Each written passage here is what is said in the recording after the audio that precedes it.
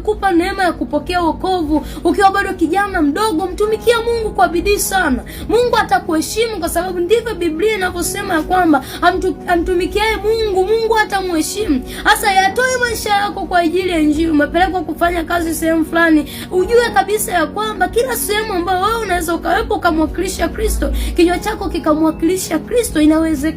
Inawezekana kila aliokoka kumhubiri Kristo na watu wakaipokea neema kwa ukubwa sana, kwa sababu sio maneno yako mengi, ila ni neema ya Mungu ambaye anatumia kinywa chako kwa ajili ya kuwahubiria wengine.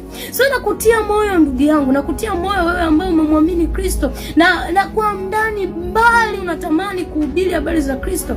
Kwa ndani sana unatamani kuhubiri habari za Kristo. Anza kumtumikia Mungu.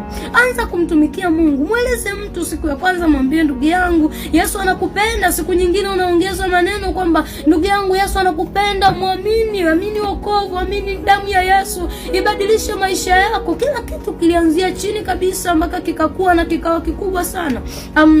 Ninakukumbusha kwa habari ya kuhubiria wengine, kwa habari ya kuwaita wengine kwa Kristo. Utakuwa na neema kubwa sana, utakuwa na heri sana. Wewe ambaye kama Biblia inasema akitubu mmoja, malaika mbinguni wanashangilia na kupiga kelele, wanafurahia ya kwamba kuna nafsi ya mwanadamu imetoka gizani imekuja nuruni. Sasa kama yule ambaye ameokoka nafsi moja ya mwanadamu, malaika wanashangilia, je, vipi kuhusu yule ambaye alikuwa chanzo cha yule mtu kubadilika? Wewe una sana. Bwana atakuheshimu sana. Na kukumbusha, mtumikie Mungu kwa bidii. Ndio wakati ambao umepewa wewe kijana mdogo, umemwamini Kristo, na hata wewe mzee. Hebu tumia miaka yako ya kuishi vizuri kwa habari ya kuwavuta wengine kwa Yesu. Usipoteze muda, ujui siku zako Mungu ameweka siku ngapi. Daudi anasema ya kwamba nifundishe kuzihesabu siku zangu.